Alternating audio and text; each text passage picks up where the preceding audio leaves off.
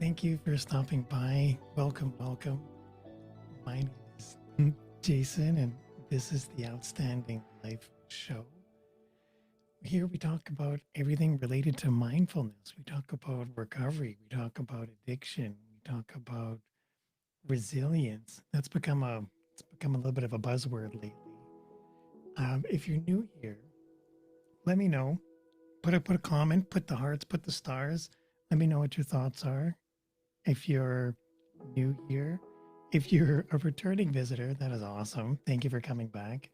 If you're not sure what we're doing, I've taken up a challenge where I'm trying out something new every day for this month, and it's really pushing my comfort zone. It's really pushing me to explore uh, um, new.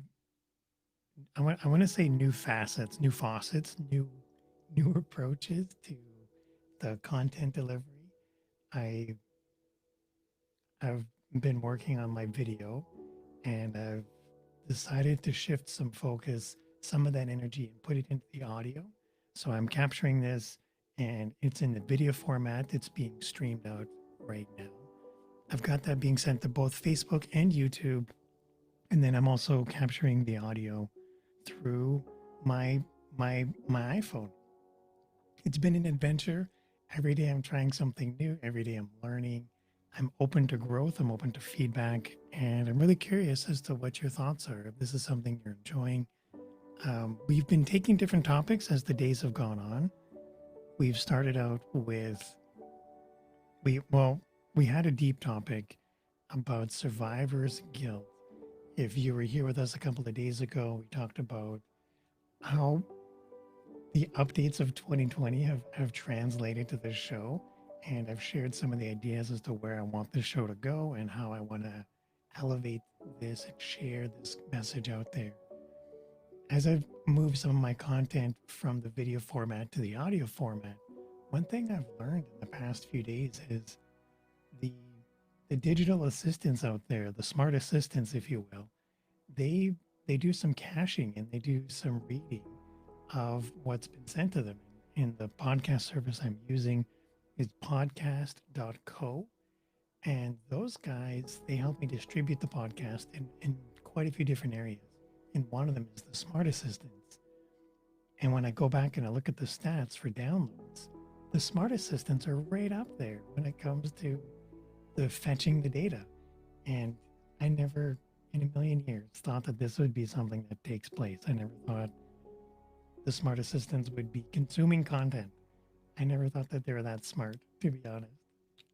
But I'm learning something new every day, and as I'm challenging where my comfort level is, and as I'm challenging my ability to produce content in more than one way, I'm also trying out this new, well, new to me service where I'm using these nicer cameras, nicer microphones. It's something that I wouldn't normally have done. It's something I've been dabbling in over the past, I would say, 8 months now. And the world has definitely fallen apart and gone in a million different directions in the past 8 months. So I haven't really been using it. I haven't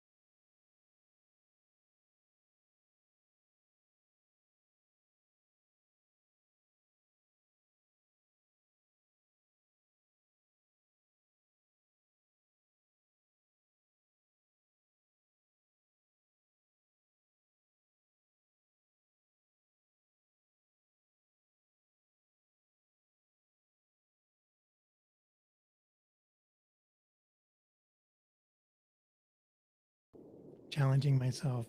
I've got a month ahead of me, and I'm hoping you're here along for the ride. I'm really enjoying sharing this, and I hope you're enjoying consuming it. If you are, let me know.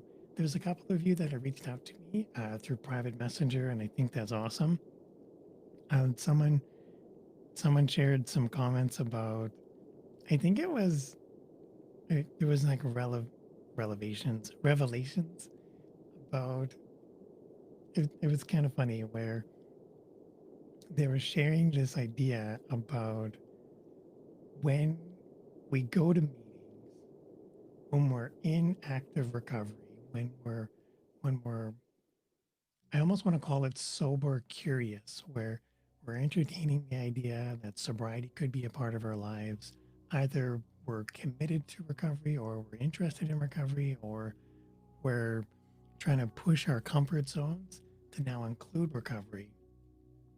And we might hear a message, we might hear the same, I don't want to call it the same stories, but when I'll just share a personal story before I jump into the what someone shared with me, where I would go to these in rehab when 8 years ago I was in rehab, and part of the exercises we would have to go through was going to meetings, and that's ideal, right? Like you go to meetings, that's kind of common in the recovery world, but when you go to a meeting in the morning, we would call it morning meditation. And then you'd have a meeting in, it's almost like school. You'd go to like recovery class. You'd go to, um, you'd have like homework and that kind of stuff. And then after that, you'd have lunch and you go back for more courses. Then you go back to dinner. And before dinner, you would have an afternoon meeting. And then after dinner, you would have an off-site meeting. So right away, that's at least 3 to 4 different meetings in a day. And in the offsite meeting, you would have to leave the treatment center and head out into the wild, into the wilderness, and you'd have to go and hit up a meeting. And there's this big, like white out board. There's this big whiteboard, and it's like a big XY matrix where it has the 50 different guys in the treatment center, and then the Y matrix was all the different meetings that you could go to, like all the possible different meetings and combinations. And the rule was you couldn't go to the same meeting twice in the same week. And the different locations can have quite a few different meetings. And when you look at all the combinations in the city that I live in Calgary, there's over 400 meetings in a week, which is bonanza. That's like 400 meetings. And now, if you can't go to the same meeting twice, that sounds like an easy objective. That sounds like doable. That sounds like you could achieve that. But then you have to like physically go there. And sometimes it's a little hard to get to different places, especially if you don't have a car or if you're on transit, or if the the recovery van, we had a van, if the recovery van had all the seats and they were all full, because there's 50 guys, not all 50 guys are going to fit in the recovery van. So there's a couple of vans. And then if the couple of vans were already spoken for or filled up, or if the recovery vans were going to meetings that you had already attended that week, well, then you can't go to the same meeting twice. So you have to find another meeting. And so sometimes you're left scrambling. Sometimes you just take a meeting at wherever you can get. Sometimes you're just like, I have to hit a meeting and I have to go. And there's a lot of like rules and structure. And I don't want to call it obligation, but there's a lot of good habits that start to be formed while in recovery, while in treatment. And while for me, those habits are great to get into, there was some stressful moments. There was some touch and go where I didn't know what meeting I was going to attend, or I didn't know. There was this anxiety for me where this pressure would come on, where I would have to like anxiously plan out what my meetings were going to be before that would come, like before, and start to plot out my week, what I was going to do for meetings. And that was like an extra layer of stress. So it's meant to be helpful and healthy, but there's a certain anxiousness that comes from it because there was this fear about if you don't do these things, you you may not make it through the program, which is a scary thought. And that, the whole point of being there is that you do complete the program. So what I'm getting to is with all these different meanings, sometimes I would find myself at the most random meeting. I when I'm well, there's some the meetings that if you don't know, like if you're new to the whole idea about the meeting structure or what meetings are about, the the whole crux of the matter is that it's a sense of community. It's a sense of I want to call it fellowship is the key word. It's not like the Lord of the Rings fellowship, but it's more of camaraderie. It's a more of there's more people out there other than just you, and that it's a chance for you to relate to somebody. It's a chance for you to connect with somebody who's also going through the same thing. And when you're in a room together, it doesn't matter if it's 200 people, if it's 20 people, or if it's just four. I've been in meetings with all three of those where when it's a room of 200, it's hard to find that sense of individual connection when there's 200 people. But then in a meeting where there's four, there's a different kind of bonus and there's also a different kind of takeaway.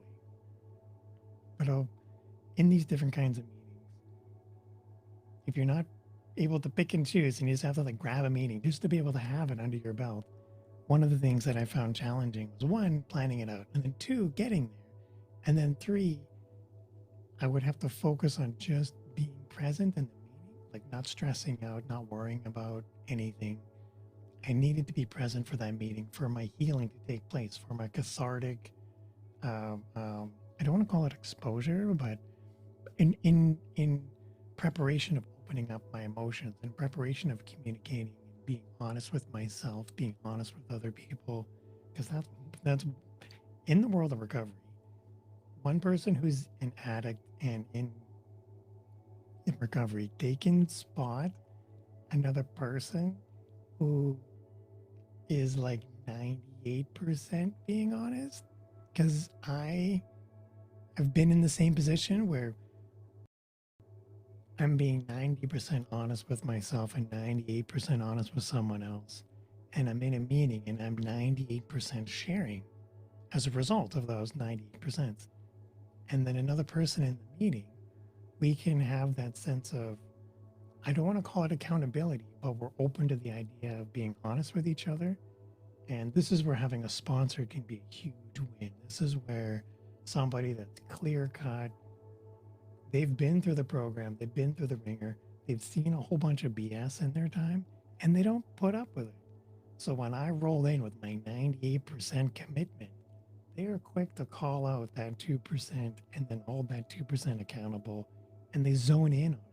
And that level of commitment and connection doesn't come from just, I don't want to call it like armchair recovery or couch potato recovery. I'm not doing any of those things. It's hard to get that sense of accountability without having a community. It's hard to get that sense of commitment or partner, coach almost if you don't have that sense of community, if you're not going to meetings. So in these meetings, you often go to them. I don't want to say because of the community, but what makes everybody go to a meeting is not the same thing that gets people to stay. What makes people stay is the message. What makes people stay is that connection, that community.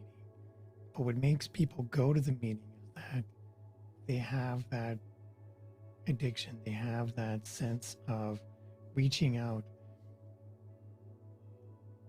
And when I went to the meetings in the beginning,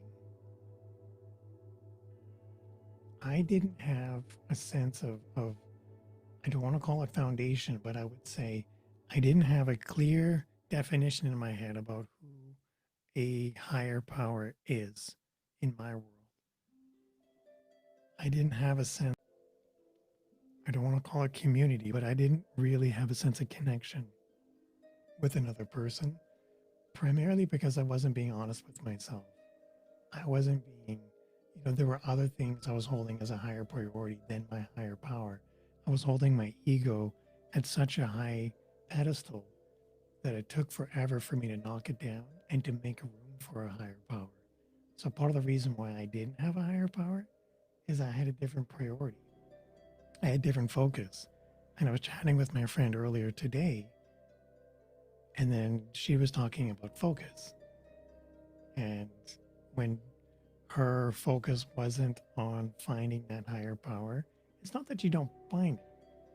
It's that I haven't given myself, I haven't in yesterday's episode we talked about empathy, having empathy for ourselves, having that sense of forgiveness, having that sense of flexibility in our approach. If the only thing I ever do is hold this idea about what recovery is, and the only way I'm ever going to go out and get recovery is checking off a box on a whiteboard, and then I do that 7 days a week, and that equals recovery, well, that really doesn't mean anything if I haven't been honest with myself and been honest with others and genuinely connected with somebody else, genuinely connected with a group, shared my story, shared my thoughts. That level of consistency, as a result of those things, as a result of those steps, as a result of that program, that is where the recovery comes in. It doesn't come from I don't want to say from the community itself. The community itself is definitely a huge asset to it. There's different communities for everything. There's a 12 steps for AA. That's the most popular one. But there's also one for NA. That's Narcotics Anonymous. There's CA, um, Codependency Anonymous. There's when even when I was a kid. Hold on, I'm just going back now. I remember when I was a kid. I went to there was Al-Anon, Alanon, Al-Anon, and then there was one below that, Alatots, TOTS. That's for kids. And now you're probably asking yourself, why would a kid go to a meeting? Well, it wasn't because the kid was in recovery. That sounds weird, but it's because that child was in a family environment where somebody did have a problem with addiction, with alcohol.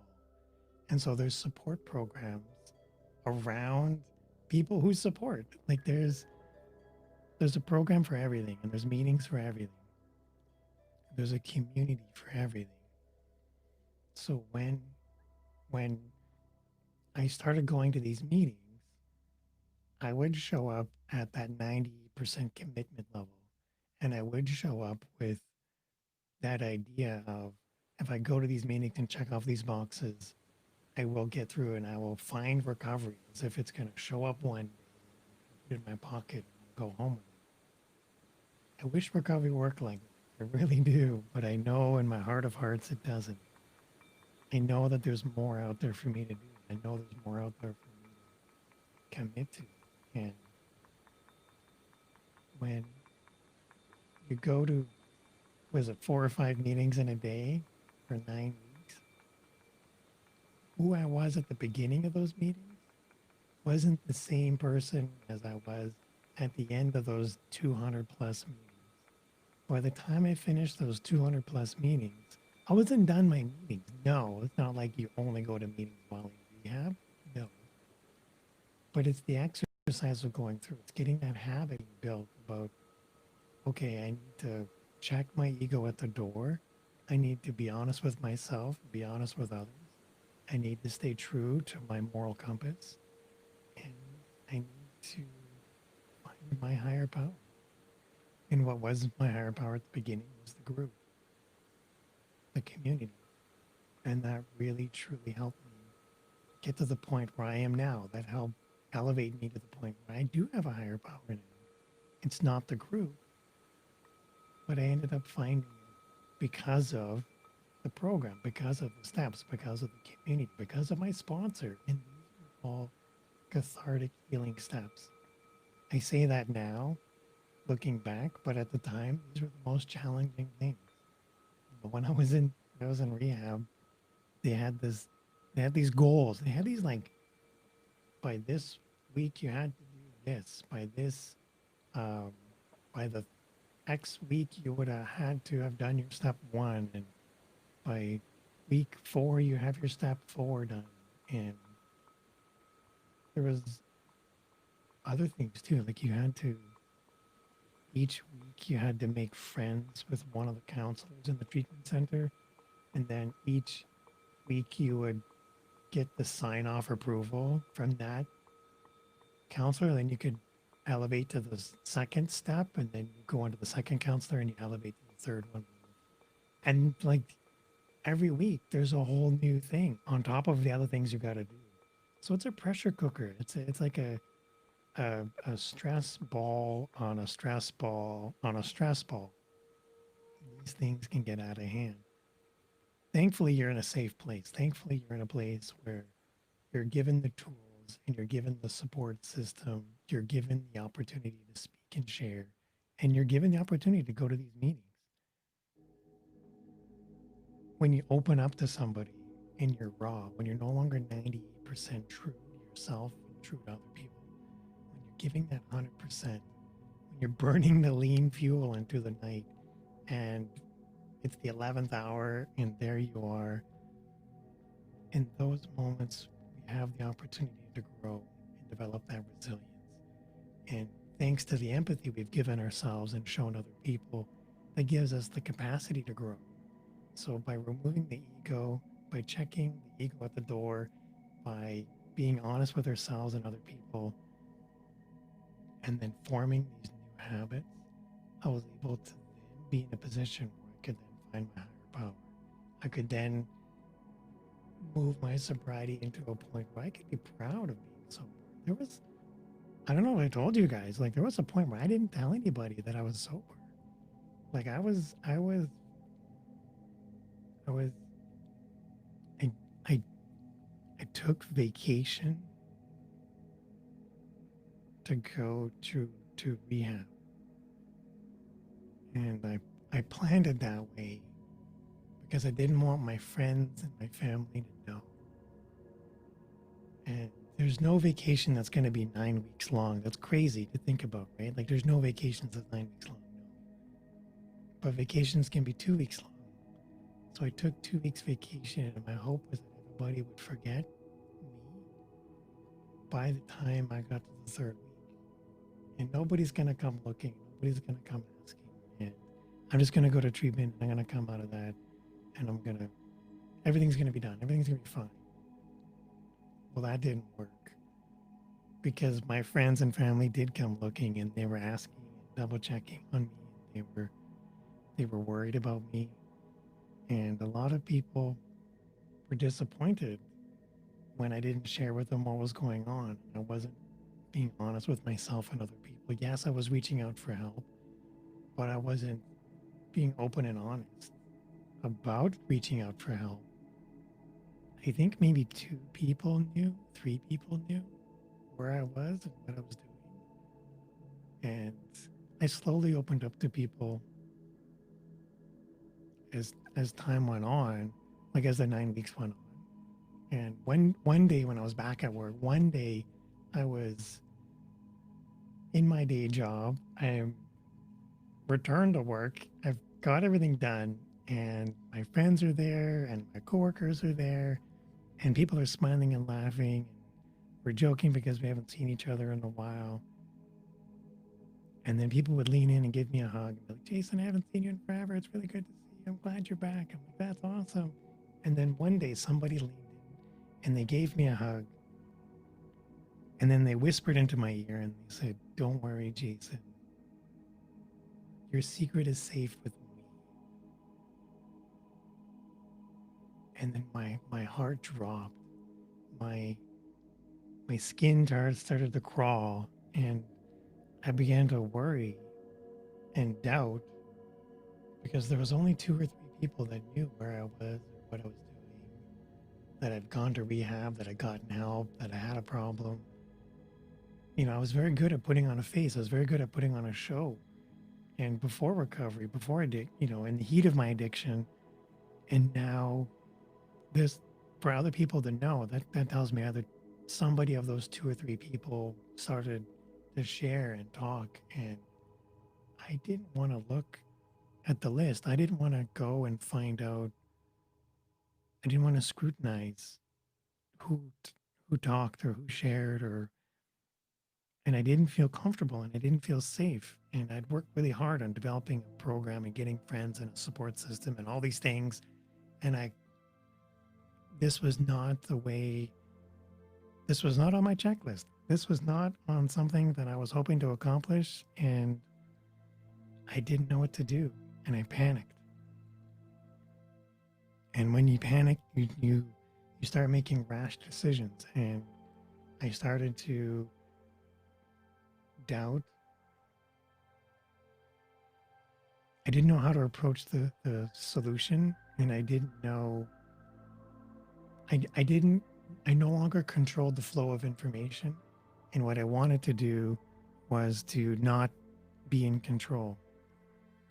So I decided to go in the opposite direction. What I mean by that is, rather than be tight-lipped about everything, rather than be doubtful about who knows what if I go in the opposite direction? And what if I just share everything?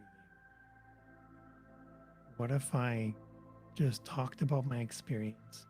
What if I open up and I walk everybody through the entire process?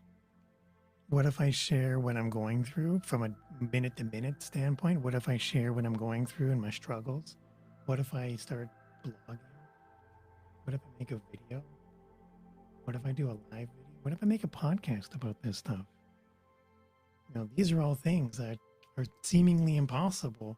And if I can get 8 years clean and sober, then I can, you know what? I think I can do this. I think I can manage that.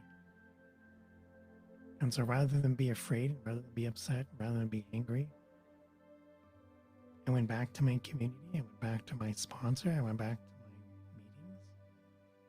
And then I shared. And I was like, you know what, guys? I've learned a lot. My journey's not over by any means. And I was like, but I don't feel comfortable in people not knowing it. Some people knowing and they think it's a dirty secret. So I'm going to turn around and I'm just going to share the entire experience, my entire experience with what I know. What I know isn't everything. It's just my perspective. And that was the beginning of, I started a Facebook page and I called it Make Someone's Day. Just make someone's day. And on that Make Someone's Day page, I'm gonna post quotes. I'm gonna, those cheesy quotes with the words on the screen and it's got the text in the background with an image, and that's me. I started posting those, and I would have a recovery focused, not cramming down your throat, like focused kind of a thing, but it's more of a pro recovery spin on quotes. And it was taking a mindful approach, and it was meant to be more of a hobby than anything. And so I started sharing that. And then it grew, and there was a lot of attention around it. And then I started just posting my celebration milestones, and people loved those, like hearing those. And people would share with me that they never knew that I struggled or had any issues. And I was like, well, in me sharing, my hope is that it, not that it inspires others, but I hope I can let others know that there's another way, that there's another approach. And it doesn't always have to be this way, and that there is a community out there of support. And the one thing that I was afraid of the most before all this was I was afraid of, what kind of person, who would love somebody that's an addict? Who is going to trust somebody that's an alcoholic? Who's gonna loan money and let me buy a car or buy a house? Or who's gonna, what bank is gonna trust me? I had all these weird ideas, and those fears drove me to the point where I didn't want to deal with that conversation. And that, just the fear alone crippled me. Just that fear, just the doubt by itself, the introduction of that doubt stopped me from moving forward, from entertaining that there's another idea. even though I wanted a better life, even though I wanted to change, I was more afraid of what my friends and family would think of me than I was willing to commit. It's a weird thing to say out loud now, but now I'm at a point in my life where I wish I had known that there was this support system in place long before, because it probably would have made a world of difference. But that's for I wanted to help normalize some of those conversations, is to let people know that, in the Outstanding Life show, we do have an approach about mental health. We do talk about addiction and recovery. We do have a community of our own. There's people that reach out to me and let me know what their thoughts are, what they enjoyed, or what they didn't like. And I love all the feedback. I love hearing from you guys, and I really appreciate you guys taking the time to hang out and be a part of this conversation. I'm really enjoying the process.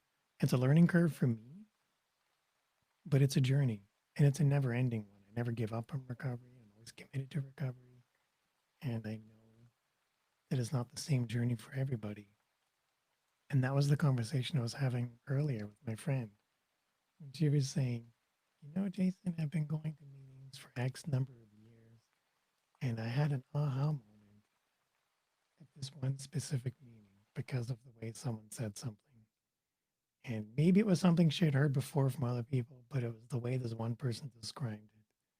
And thanks to that one person, thanks to that meeting, that gave them the reassurance they need to let them know that their moral compass is facing north, that they're on the right path. And I think that's awesome. I don't know what your moral compass is, or what north means for you, but I wanted to take a minute and celebrate that you're here. I want to take a minute and appreciate that you're a part of this community and that you're listening to this or you're watching the video. It really means a lot to me. You're a part of my moral compass. You're a part of my North Star.